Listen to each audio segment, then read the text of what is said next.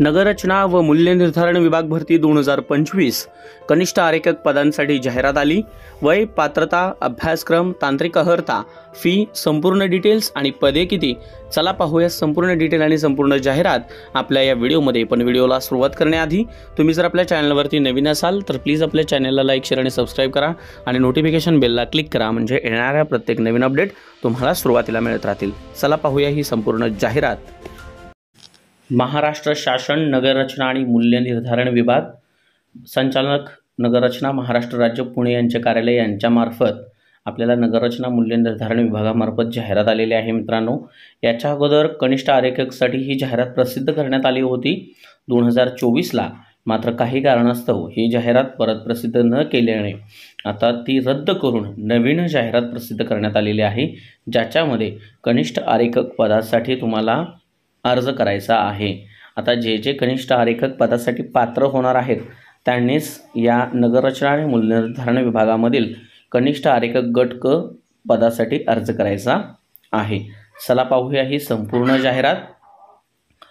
तर ह्या जाहिरातीला अर्ज करण्यासाठी तुम्हाला 19/6/2025 पासून वाढ म्हणजे त्या दिवशीपासून तुम्हाला अर्ज करायचे आहेत। 19/6/2025 पासून म्हणजे 19 जून पासून तुम्हाला ही जाहिरात उपलब्ध होणार आहे आणि ती ese.mah.nic.in या संकेतस्थळावर सुद्धा प्रसिद्ध करण्यात येईल किंवा www.dtpmaharashtra.government.in त्यांची ऑफिशियल वेबसाईट आहे त्याच्यावरती, किंवा www.urban.maharashtra.government.in या वेबसाईटवरती तुम्हाला ही जाहिरात दिसेल। मराठीमध्ये नगररचना मूल्य निर्धारण विभाग जरी टाकलं तुम्ही तरी सुद्धा त्यांच्या ऑफिशियल वेबसाईटचं पेज तुम्हाला गुगलला ओपन होईल। चला, तर कनिष्ठ आरेखक गट क याच्यासाठी एसेट आहे वेतन स्तर आणि एकूण 28 पदे आहेत। एकूण 28 पदांकरिता ही भरती निघालेली आहे। सर्वसाधारण जागा 16 आहेत, महिलांसाठी 8 आहेत, खेळाडूसाठी जागा नाही आहे, माजी सैनिकांसाठी 2 जागा आहेत, पदवीधर अंशकालीनसाठी 2 जागा आहेत आणि दिव्यांगांसाठी 1 पद हे राखीव ठेवण्यात आलेलं आहे। सर्व प्रादेशिक विभागांकडून अनुकंप किंवा अतिरिक्त संवर्ग कक्षातून तसेच इतर कारणांना अनुसरून उपरोक्त प्रमाणे भरावयाच्या पदांचा संवर्ग आपल्याला या ठिकाणी दिलेला आहे। मात्र यामध्ये बिनराखीव पदांच्या संख्येत बदल होण्याची शक्यता आहे मित्रांनो। म्हणजेच याच्यामध्ये जर आरक्षण निहाय उर्वरित जी ओपनची पदे आहेत त्याच्यामध्ये काही कारणास्तव याच्यामध्ये बदल होऊ शकतो। आता सदर जाहिरात जी आहे याच्यासाठी जी शैक्षणिक मागासवर्ग अधिनियम 26 फेब्रुवारी 2024 नुसार आपल्याला वरती दिलेल्या जाहिरातीच्या अधीन राहून ही पदभरती करायची आहे।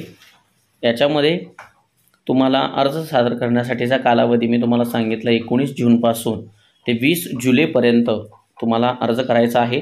कनिष्ठ आरेखक पदासाठी ऑनलाईन परीक्षा स्वतंत्रपणे स्वतंत्र वेळापत्रकानुसार घेण्यात येईल।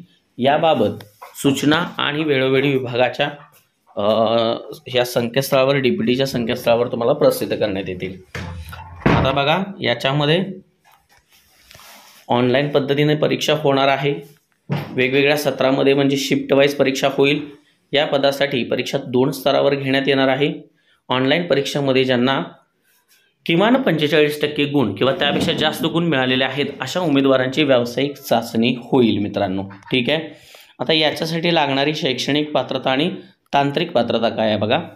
तर याच्यामध्ये माध्यमिक शालांत प्रमाणपत्र परीक्षा उत्तीर्ण म्हणजे 12वी पास झाल्यानंतर मान्यताप्राप्त शासकीय संस्थेतून 2 वर्षाचे स्थापत्य किंवा वास्तुशास्त्रीय आरेखक पाठ्यक्रम उत्तीर्ण प्रमाणपत्र असावे किंवा शासनाने वेळोवेळी घोषित केलेली इतर कोणतीही समतुल्य अर्हता धारण केलेली असावी।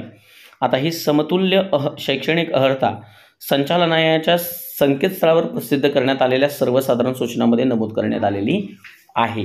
आता ही जाहिरात आपल्याला 19 जुलैला आल्यानंतर तुमच्या लक्षात येईल। ही पेपर जाहिरात आहे। ऑफिशियल वेबसाईटवरती जाहिरात 19 तारखेपासून अपलोड झालेली दिसेल आणि त्याच्यामध्ये आपल्याला समतुल्य शैक्षणिक अर्हता दिसेल। मात्र आता लक्षात ठेवा की 12वी उत्तीर्ण असलं पाहिजे, 2 वर्षाचं शासकीय स्थापत्य किंवा वास्तुशास्त्रीय आरेखक पाठ्यक्रम प्रमाणपत्र तुमच्याकडे असणं गरजेचं आहे। नामनिर्देशित, आता तांत्रिक अर्हता बघा, नामनिर्देशित उक्त पदावर नियुक्त करावयाच्या व्यक्तीने मान्यताप्राप्त संस्थेतून स्वयंसंगणक सहाय्यित आराखडा म्हणजे ज्याला ऑटोकॅड म्हणतो आपण किंवा अवकाशीय नियोजन त्याला स्पेशल प्लॅनिंग म्हणतो, स्पॅटिल प्लॅनिंग, यामध्ये भौगोलिक माहिती प्रणाली GIS, त्याच्यानंतर परीक्षा उत्तीर्ण केलेले प्रमाणपत्र धारण केलेले असावे. आता याच्यामध्ये बघा ऑटोकॅड किंवा मग अवकाशीय नियोजन यामध्ये भौगोलिक माहिती प्रणाली परीक्षा उत्तीर्ण केलेले प्रमाणपत्र आपल्याला असणं आवश्यक आहे.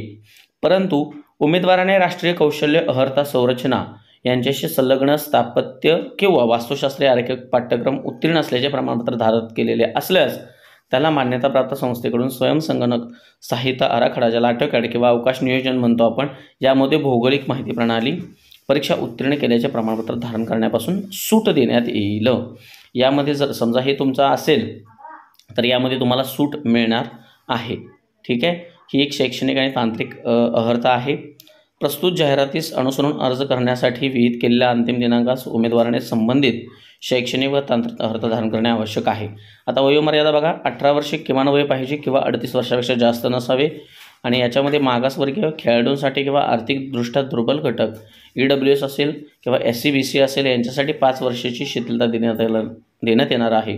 त्यासोबतच दिव्यांग, भूकंपग्रस्त किंवा प्रकल्पग्रस्त उमेदवार असतील तर त्यांना 45 वर्षापर्यंत वयोमर्यादेमध्ये सूट राहील. अंशकालीन पदवीधर उमेदवारांसाठी 55 वर्षापर्यंत वयामध्ये सूट राहील. या संदर्भात ह्या सगळ्या गोष्टी आहेत.